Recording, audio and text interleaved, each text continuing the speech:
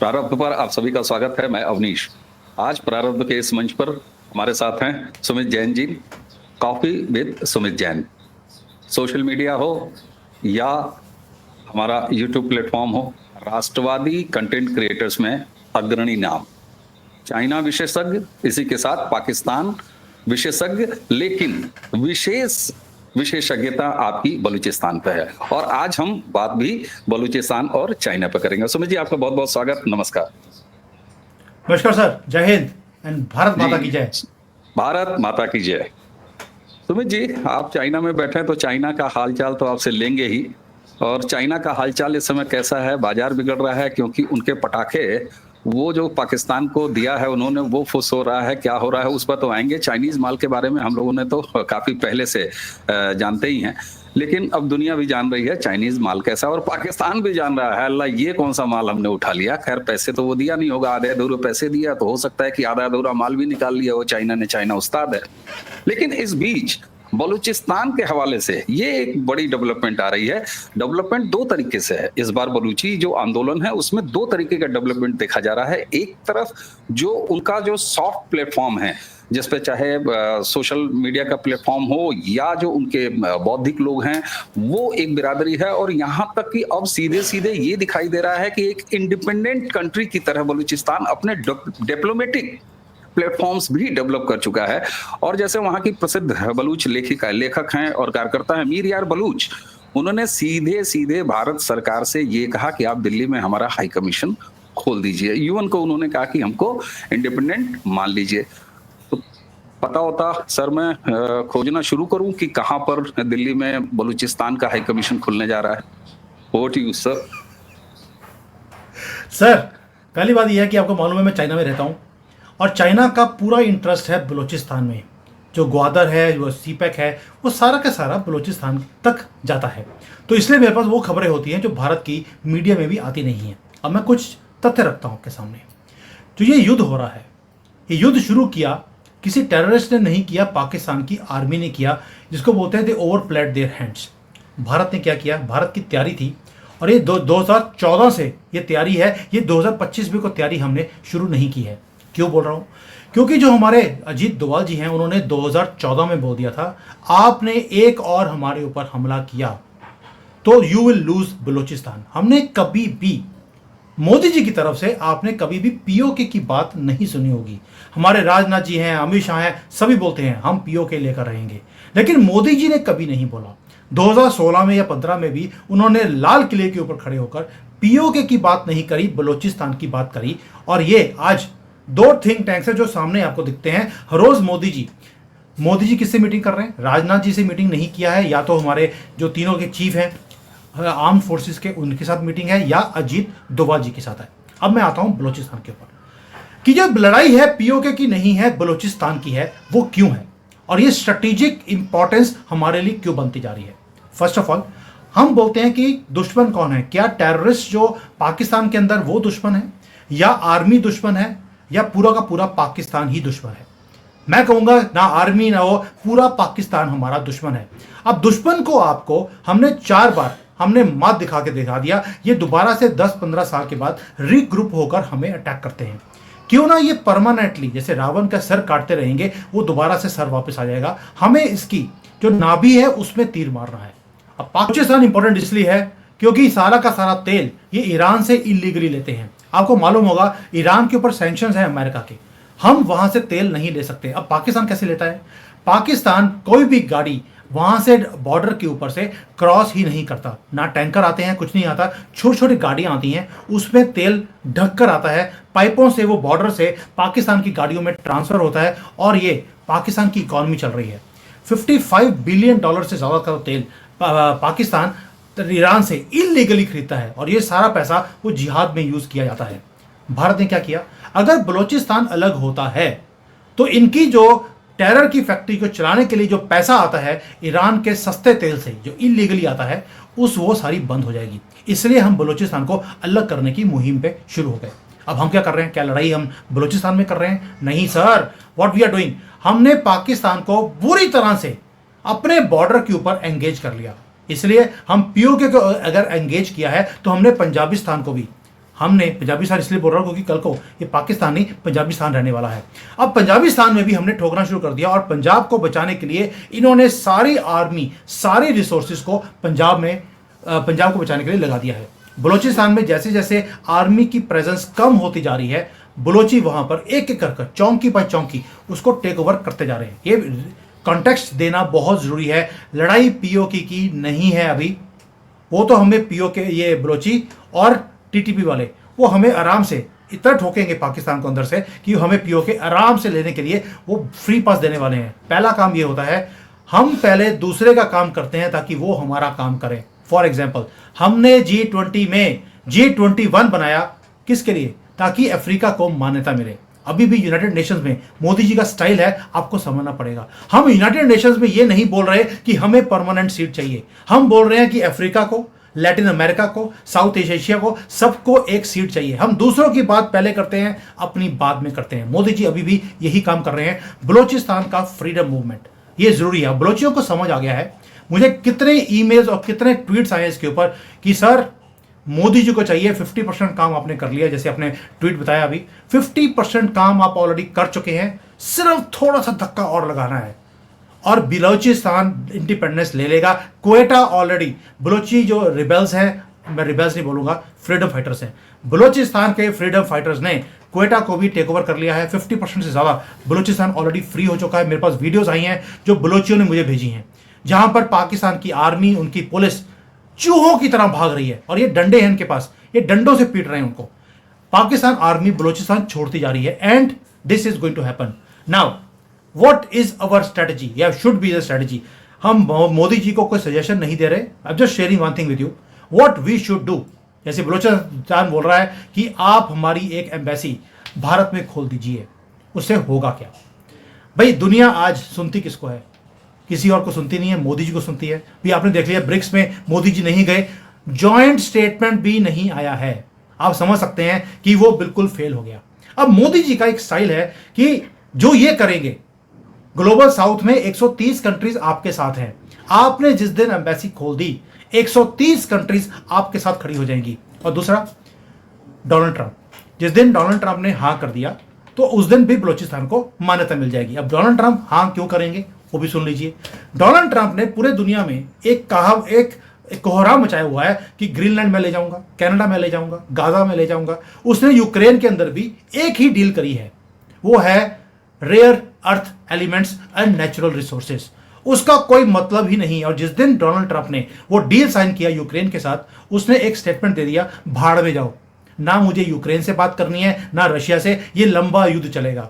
उससे पहले जब तक डील साइन नहीं हुआ था, डोनाल्ड ट्रंप वाज सेइंग मैं 24 घंटे में ऐसे इस युद्ध को रुकवा दूंगा। डील साइन करने के बाद उनकी लैंग्वेज चेंज हो गई। दैट मीन्स उनकी नजर नेचुरल रिसोर्सेज के ऊपर है, वो बेशक कनाडा में हो, ग्रीनलैंड में हो, यूक्रेन में हो। और बलूचिस्तान में क्या है? वहां पर नेचुरल रिसोर्सेज ही हैं सर। वहां पर गैस है, वहां पर कोबाल्ट है, वहां पर कॉपर है, वहां पर गोल्ड है, वहां पर सारे नेचुरल रिसोर्सेज हैं। और हमें कुछ भी करना नहीं है। डोनाल्ड ट्रंप को एक ही बात बोलना है, भाई आपको कॉन्ट्रैक्ट चाहिए आप ले लीजिए, हम देने को तैयार हैं, आप भी पैसे कमाइए, हम भी कमाते हैं। एंड बलोची तो चाहते हैं कि मोदी जी वहां पर एंटर करें। उन्होंने क्या बोला है, संबोधन देखिए जो ट्वीट है बलोचियों का, प्राइम मिनिस्टर मोदी, यानी कि उन्होंने क्या बोला है, आप हमें इंडिपेंडेंस दिला दीजिए, हम आपको प्रधानमंत्री भी घोषित कर देंगे बलूचिस्तान का। एम्बेसी हम खोल सकते हैं। जब बलूचिस्तान के लोग खुद बोल रहे हैं कि प्रधानमंत्री मोदी है कि आप हमारे प्रधानमंत्री हैं, हमारी एम्बेसी आपकी कंट्री में खोल दीजिए, थोड़ा सा पुश आपकी तरफ से और चाहिए।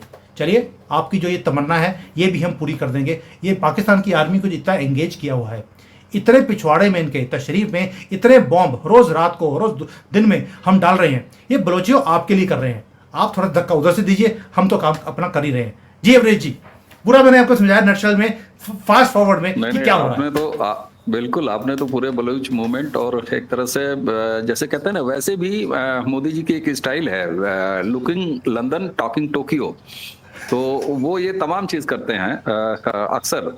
और किसी भी डिसीजन को लेने में वो कितने कैलकुलेटेड होते हैं, इससे कोई नई बात नहीं है, हम सारे लोग जानते हैं। अच्छा, एक चीज और, आपने बलूचिस्तान में अमेरिकन इंटरेस्ट भी बताया। बिल्कुल, जहां पर रिसोर्सेज हैं वहां पर इंटरेस्ट रहेगा ही रहेगा, लेकिन बलूचिस्तान में चाइना का स्टेट फंसा हुआ है, उसका ग्वादर है, उसका जो है सीपेक का एक बड़ा हिस्सा है।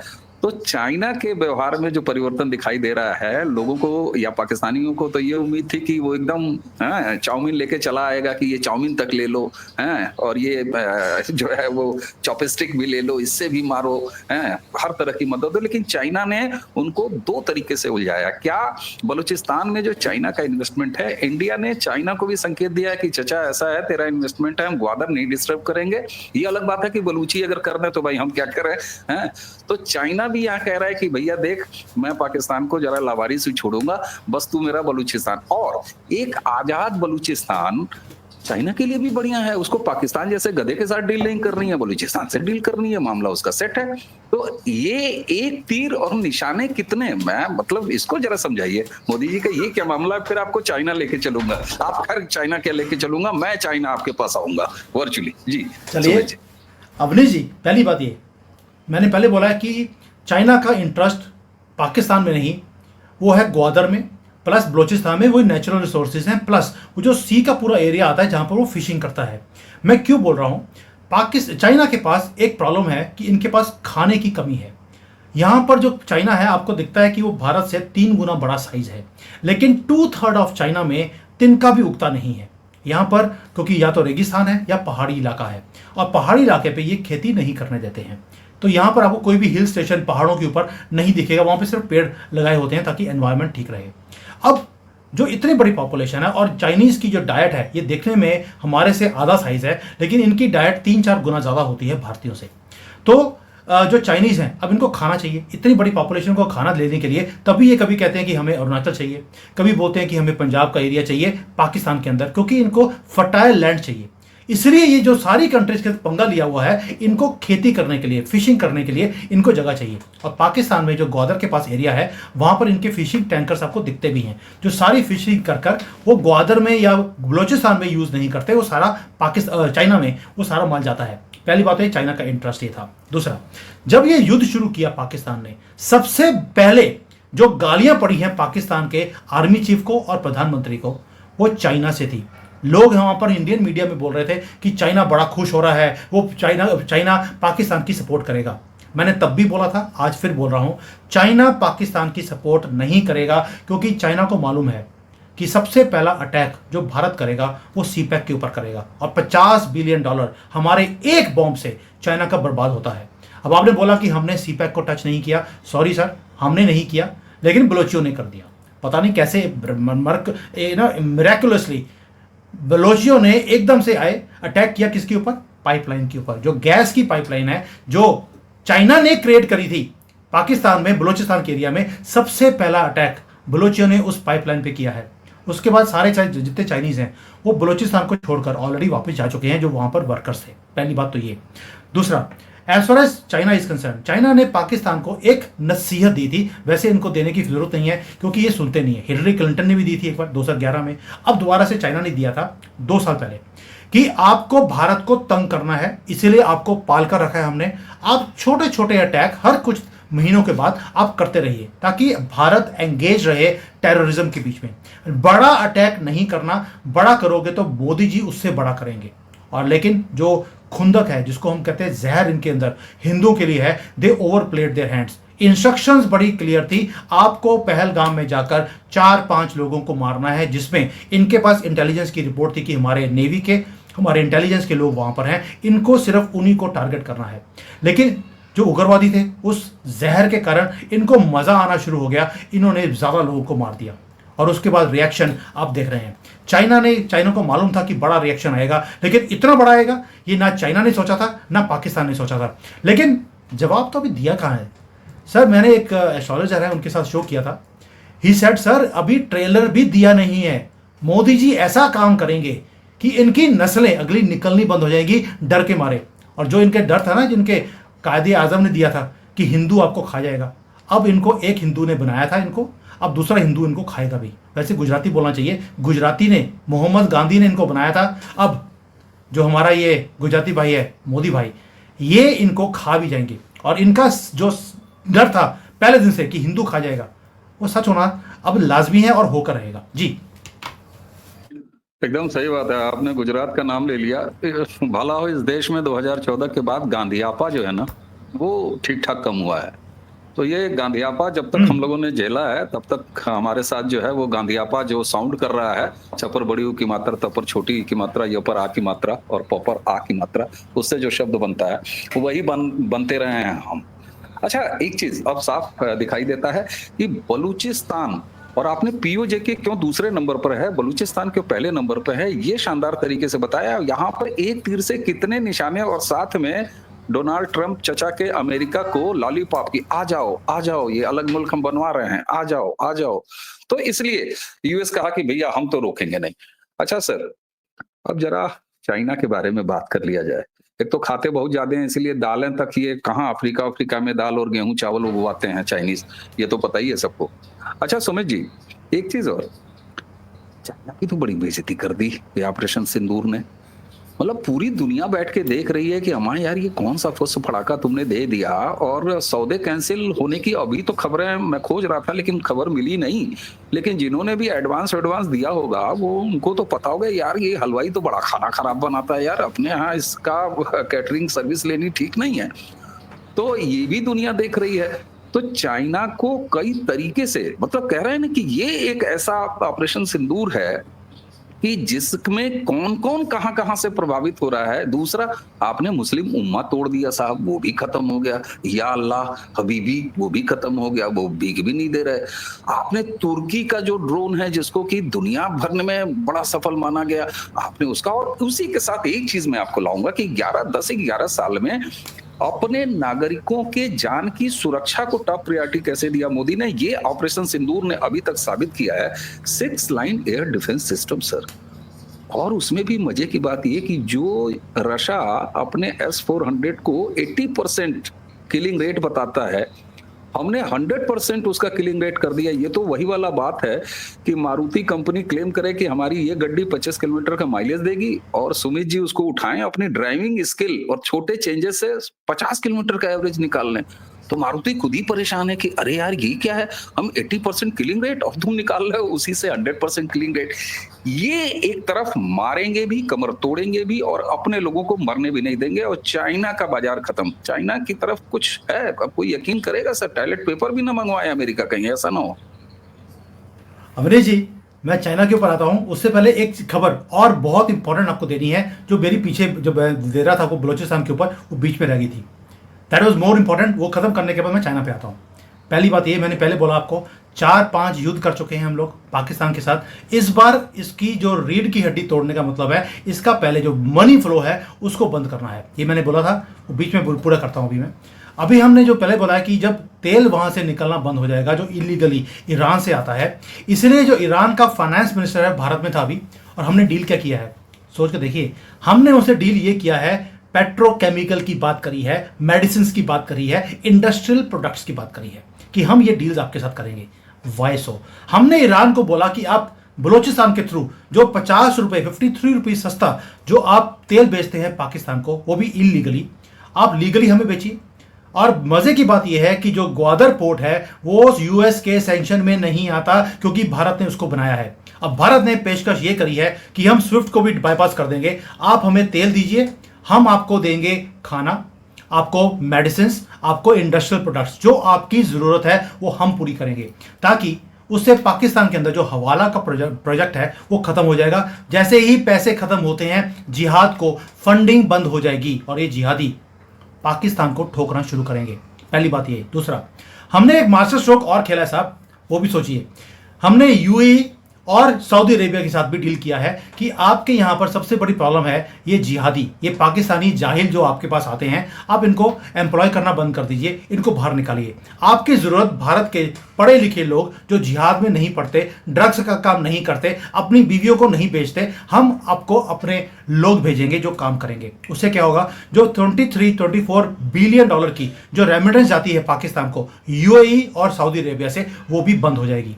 आपने सुना होगा सऊदी अरेबिया ने पीछे भी बहुत पाकिस्तानियों को डिपोर्ट किया था, और इनके जो हज के वीज़ाज हैं वो भी कैंसिल कर दिए थे कि हम नहीं देंगे, और वो दुखी हैं इनसे। और वो काम भी हमने शुरू करवा दिया है साहब। इससे बड़ी बात क्या होगी कि पीएसएल कैंसिल होता है, यूएई में इन्होंने बोला कि हम करवाएंगे, उन्होंने मना कर दिया, हम अपना स्टेडियम भी आपको पीएसएल करने के लिए नहीं देंगे। आप समझ सकते हैं, हमने मार इनकी ऐसे मारी है कि पाकिस्तानियत को खत्म करना है। पाकिस्तान में युद्ध कर कर आप पीओ के ले जाएंगे, वो प्रॉब्लम दोबारा से 5-10 साल के बाद वापस आएगी। हमने पाकिस्तानियत को खत्म करना है, उसके लिए इनका पैसे का जो फ्लो है उसको बंद करना जरूरी है। This was something which I really wanted to show, जो आपके लोगों को समझ आनी चाहिए। अब आते हैं चाइना के ऊपर। साहब चाइना के तो पटाखे नहीं चलते, इनके हथियार कहाँ चलेंगे? आप भी कैसी बात कर रहे हैं अवनीश जी कि इनके पटाखे जो कि जब चलाने लगो वो जैसे चलाया वहीं पे फट जाता है। आपने वो वीडियोस देखी होगी जहां पर चाइनीज की राइफल्स हैं, किसी की मैरिज में वो चलाने की कोशिश करता है, वो हाथ में फट के आ गई। यानी कि चाइना का हर चीज़ ऐसी है कि हाथ में फट के आ जाती है। तभी इनका जो एयर डिफेंस सिस्टम था, हमारे छोटे से ड्रोन ने वो गया और वहां पर जाकर इनके एयर डिफेंस सिस्टम की धज्जियां उड़ा दी हैं। और आपने बिल्कुल सही कहा कि पूरे दुनिया में इवन की जो आयरन डोम है जो रशिया के इजराइल के पास है, उसकी एफिशिएंसी वो 95% क्लेम करते हैं। एंड टुडे प्राउडली हम बोल सकते हैं कि हमारा जो कवच है 100% एक्यूरेट है। बेशक वो प्लेन हो, मिसाइल हो, ड्रोन हो, कुछ भी हो, वो हम उसको पकड़ सकते हैं और डिस्ट्रॉय भी कर सकते हैं। यानी कि आप समझ लीजिए कि अगर किसी को शेयर्स खरीदने हैं मार्केट में अभी आज की डेट में और पैसे कमाने हैं, आप भारत की डिफेंस जो ऑर्गेनाइजेशंस हैं उसके आप शेयर खरीद लीजिए। मैं वैसे ये बोलता नहीं हूँ जनरली, लेकिन आप समझ सकते हैं कि कितने ऑर्डर आने वाले हैं। अभी तो साहब हमने ब्राह्मोस को यूज़ नहीं किया, अभी हमने तेजस को यूज़ नहीं किया, अभी बहुत कुछ है जो हमने यूज़ करना है। अभी बैलिस्टिक मिसाइल्स हैं हमने यूज़ नहीं करी, अभी तो पिंग पोंग चल रहा है।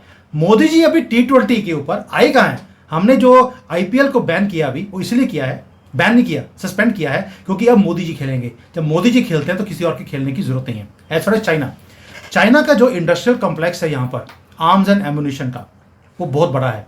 और चाइना के पास ये था कि क्योंकि चाइना बहुत तेज़ी से मैन्युफैक्चरिंग करता है अपनी चीज़ों की, इनको था कि इस युद्ध में, मैं पहले एक चीज़ और बता दूंगा आपको, इस युद्ध में अभी तक चाइना ने अपने हथियार नहीं दिए हैं। जो हथियार चाइना पाकिस्तान यूज़ कर रहा है ये वो हैं जो पिछले 5-10 सालों में इन्होंने इकट्ठे करे हैं भीख मांग मांग कर, और वो चल नहीं रहे। दूसरी बात, चाइना की जो मार्केट है अभी खराब होने वाली है। भारत ने एक काम तो कर दिया, we have proven to the world कि हमारा टाइम टेस्टेड वॉर प्रूवन हमारी चीजें हैं। और चाइना के JF-17 ताश के पत्तों की तरह नीचे गिर रहे हैं। इनका डिफेंस सिस्टम काम नहीं कर रहा। इनकी मिसाइल्स वहां से चलती जरूर हैं, लेकिन वो सेफली भारत में लैंड कर जाती हैं, पूरे की पूरी ना फटती हैं ना उसमें कुछ हो रहा है। रास्ते में ही उनकी जो पीछे वो होता है मसाला वो खत्म हो जाता है। चाइना की डिफेंस मार्केट तबाह कर दी मोदी जी ने। आपने पाकिस्तानियत को खत्म कर रहे हैं, उधर चाइना की, क्योंकि चाइना आज की डेट में बहुत बुरी हालत में है। मैं यहाँ पे हूँ, यहाँ पर इंडस्ट्रीज बंद हो रही हैं। मैं कल यहाँ पे एक बहुत बड़ा मॉल है चाइना में, बोलते हैं कि एशिया का सबसे बड़ा मॉल है। लिटरली यू कैन फील कि वहाँ पे 10-15 लोग थे पूरे मॉल के अंदर जी। इतनी बुरी हालत है, लोग मॉल्स में जा नहीं रहे, शॉप्स बंद हो रही हैं। उसके बीच में चाइना को ये था कि अपनी इलेक्ट्रॉनिक मार्केट, जो इलेक्ट्रिक व्हीकल्स हैं वो, प्लस डिफेंस की जो प्रोडक्ट्स हैं, इसको दुनिया भर में बेचकर ये पैसे कमाएगा। और हमने एक काम कर दिया, डिफेंस को बिल्कुल धुआं कर दिया है पूरे पाकिस्तान के थ्रू। ऑर्डर्स इनके पास पहले भी कम थे, अब और बिल्कुल ही बंद हो जाएंगे। और now as far as Modi ji is concerned, Modi ji ने क्या किया? मोदी जी ने चाइना को बोला आपको भारत की मार्केट की जरूरत है, आपको मैं अलाउ करता हूं, आपकी इलेक्ट्रॉनिक्स की जो फैक्ट्रियां हैं उसमें 30% आप इन्वेस्टमेंट्स भारत में कर सकते हैं। चाइना एक कम्युनिस्ट कंट्री है, और कम्युनिस्ट कंट्री कभी भी किसी का दोस्त या किसी का दुश्मन नहीं होता है। आपको कम्युनिज्म समझनी पड़ेगी। ठीक है।